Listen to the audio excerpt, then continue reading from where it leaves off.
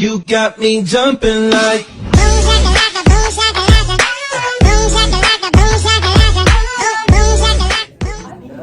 Good morning, brother. Phobia. All right, so this is the nuclear chemistry test review. I put at the top here some notes to keep you on track and to help you. What you need to know, so when we see elements in this format, on the bottom, we have their atomic number. So this is their number of protons, aka their atomic number. And then on top, we have their mass number. Okay, so if you remember, the mass number is protons plus neutrons.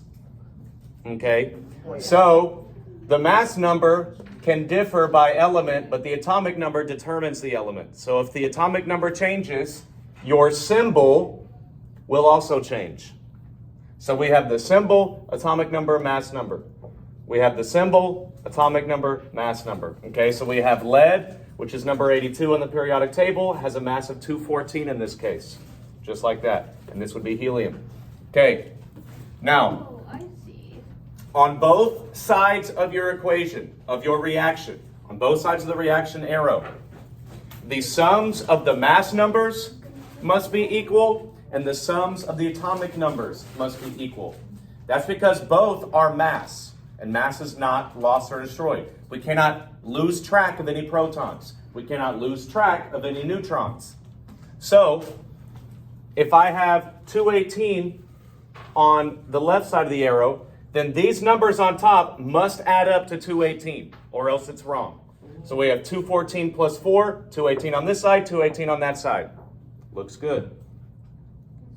The same thing applies for the atomic numbers. 84 protons on the left, 82 plus 2 equals 84 protons on the right.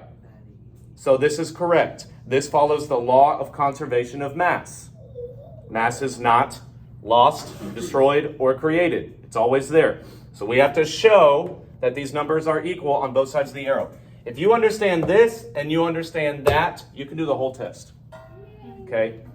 Now, the rest is just going to be math and solving for these different numbers. And knowing your vocabulary, like in question 1.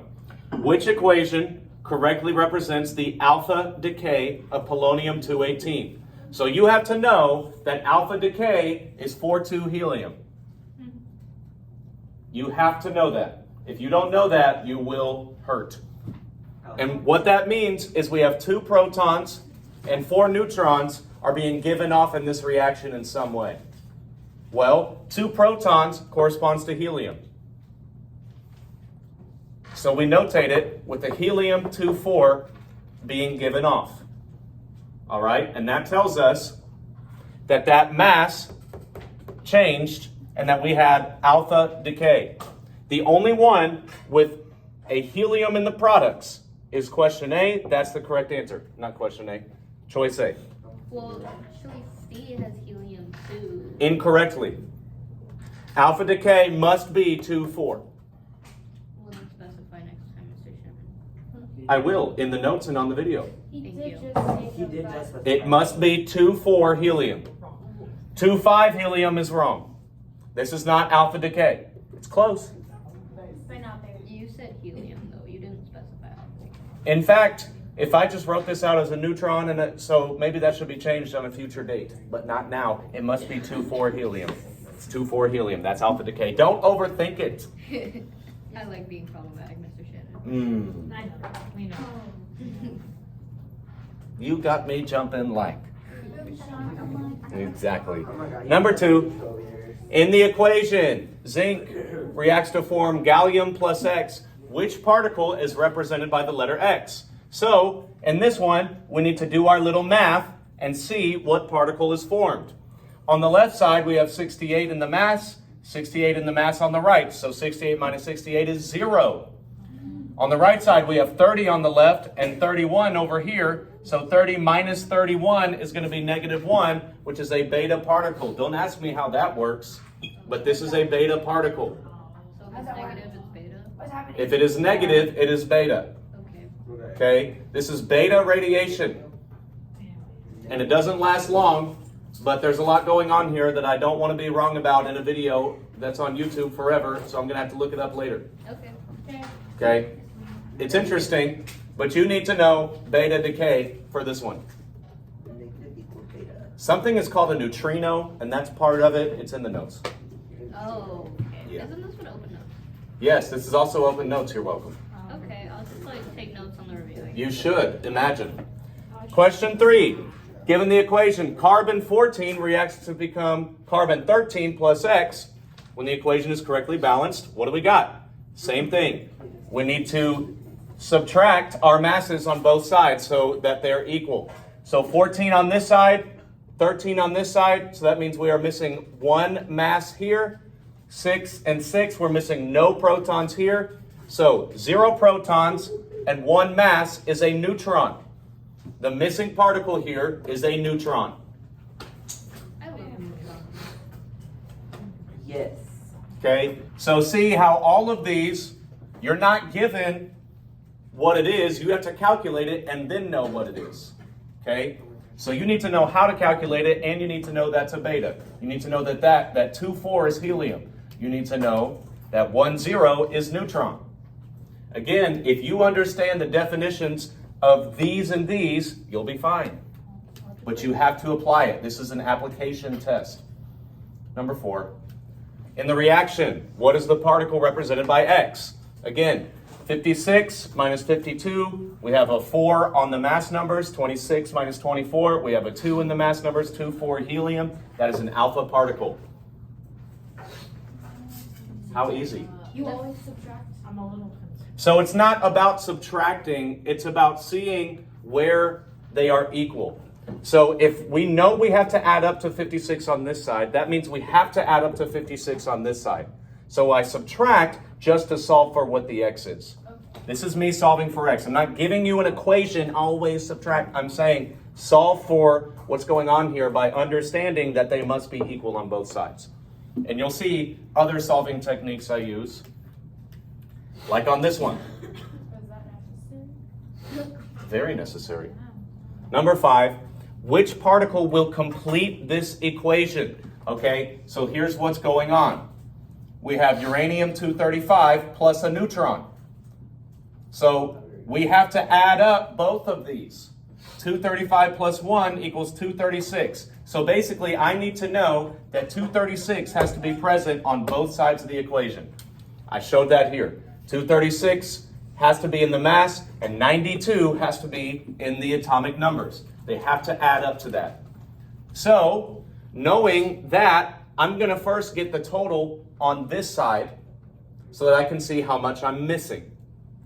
Well, I take my mass numbers, and I do 144 plus, don't know what that is, plus 3 neutrons.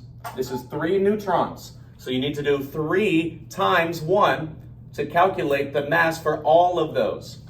So when I add that up, I get 147. I have 147 mass over here and 236 mass over here. So that means to get my top number, I'm going to do 236 minus 147 to solve for what's missing. 89 is going to be the mass number on top. Okay, so if I wanted to, I could then check my answer is done, 89. All right, but I went ahead and did the whole thing. For the protons, we have 56 plus 3 times 0, and I went ahead and just showed that to you. Okay, so we have 56. So that means in the protons, I have to have 92 minus 56 equals 36 protons. That's how I know it was krypton. So you got lucky that all of these happen to be krypton, and so technically you didn't need to calculate that. You could just figure it out with the 89. But if we had different elements here, you need to know how to calculate it, and you need to look at the periodic table. Does 36 actually match up with krypton? Does 37 or 38, whatever you calculated, is the correct symbol for that element also present? Once you have that, you're able to answer the question. Make sense? Okay. Number 6, consider the nuclear reaction below. X represents the number of neutrons released. Here. calculate the number of neutrons released when uranium-235 captures a neutron and then fissions into barium-141 and krypton-92. How many neutrons are going to be given off? Well, we just have to do the math on both sides and make them equal. So we have 236 on the left, and we need that to be equal. So I did it a different algebraic way. I said, okay, 235 plus 1 has to equal 141 plus 92 plus x. And this x is going to be however many mass numbers I'm down, and then I will know that one neutron is one mass number. So I can just calculate x and say that's how many neutrons I need. So that's what I did. 236, solve for that. 141 plus 92 equals 233. So 236 equals 233 plus x. 236 minus 233, x equals 3. And my key was wrong, so I fixed the key now, but the correct answer is there are 3 neutrons. And what that would look like is exactly this. 3 times 1 0 neutron. Got it? That's pretty easy with fission. I know it's easy. Is this the entire test? This is the entire test. Number 7, the diagram. So I can't reproduce the diagram. It's too hard, but there's a diagram. And it represents the following nuclear reaction. Who cared? Which of the following best describes this reaction? Well, we can figure it out just by the reaction, because we need to know our definition of fusion versus fission. Oh. When we fuse things together, they combine into one. When we fission things apart, you can think of fissure, which is a separation. Sometimes when there's an earthquake, and really bad ones, it will cause a fissure in the earth. This is a crack where things have separated. A fissure is separating. Well, we go from a whole to parts. So we separated. So we're looking for fission. Okay, we have 2 fission answers. Now we need to read why. Okay, nuclear fission because large amounts of energy are being absorbed. That's not the definition. It may be true. It's not shown here. It may be true, but that's not right. It's fission because a nucleus is being split into smaller nuclei. That's why it's fission. Was that on a puzzle piece? Probably.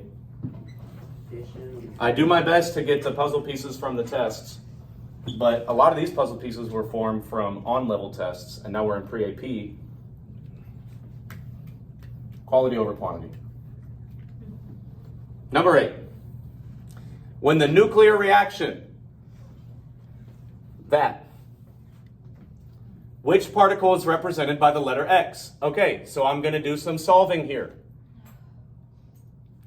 I need to know, or I have 238 plus 1. See how it's not always just subtract? Instead, I go ahead and set it up like algebra. That way I can solve for X here. 238 plus 1 is going to be 239, so that's on the left. Must be equal to everything over here. So it must be equal to 140 plus 98 plus X. So I went ahead and solved for X. I did 239 equals 238 plus X. X equals 1. So I wrote it out over here. 1 in the mass. Okay? So that eliminated B and D. Then I have 92 plus 0 on the left has to be equal to 54 plus 37, whatever's over here. 92 equals 91 plus X. X equals 1. Okay. So a mass of 1 and 1 atomic number can only be one element. It's hydrogen. So in this case, I wasn't looking exactly for a beta particle, an alpha particle, or a neutron. I had a whole element, hydrogen.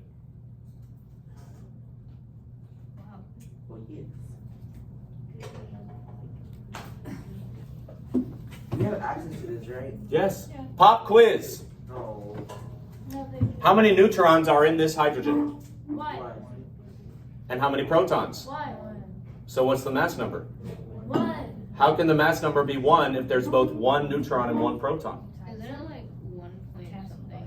1.000? How many neutrons are in this hydrogen? No.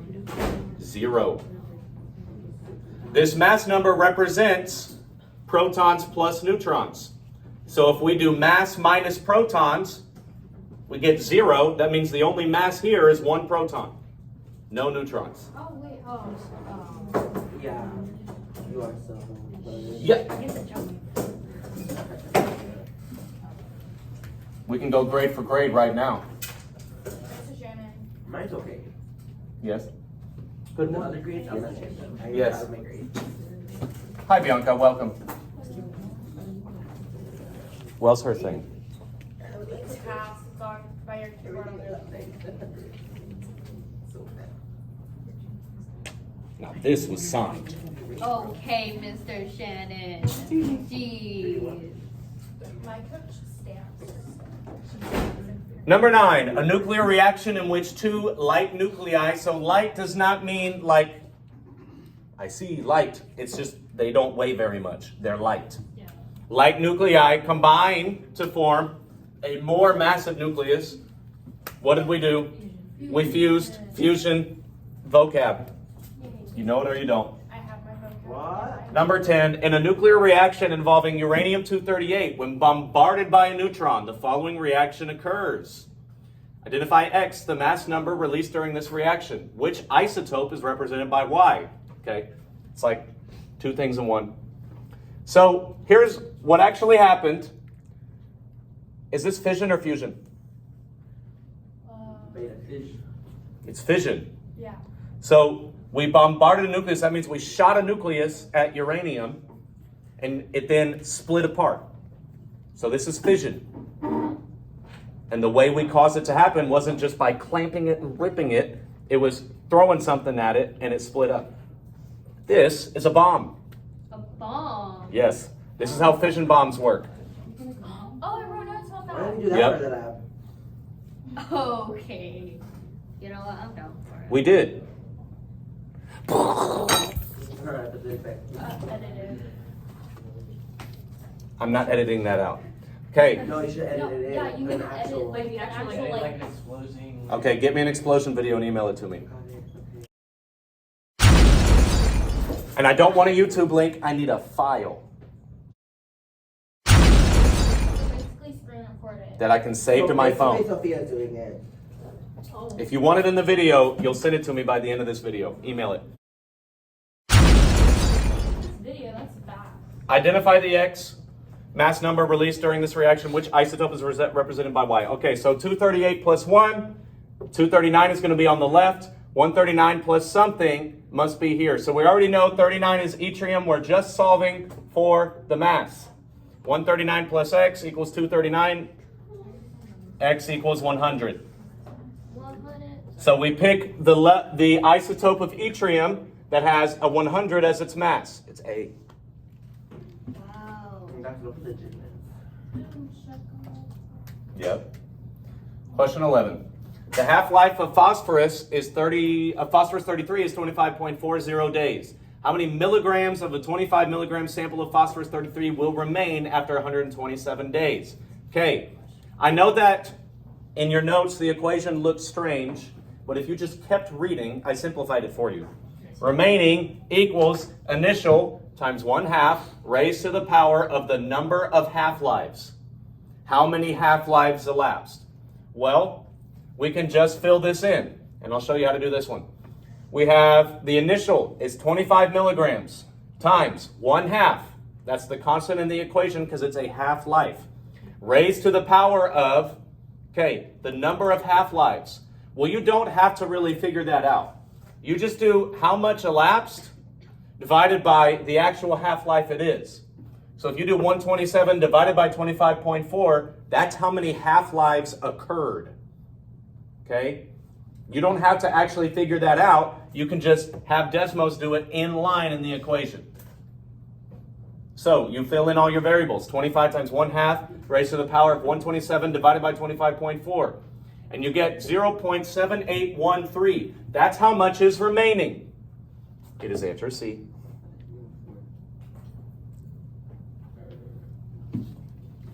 Question 12. Same thing, but easier. Radium, radioactive, decays over time. How much would remain? Okay, so remaining equals initial times 1/2 raised to the number of half-lives. Okay, so we have 50 is our initial times 1/2 raised to the power of how many half-lives have elapsed? 3 have elapsed. 3 have happened. 3 passed. 50 times 1/2 raised to the power of 3, 6.25. Done. So the half-life equation needs to be memorized, but it's really easy. Remaining equals initial times 1/2 raised to the power of number of half-lives. Questions? I feel like I'm gonna slay this test. You're going to slay this test. This test is very easy. You're welcome. There you go. Phobia.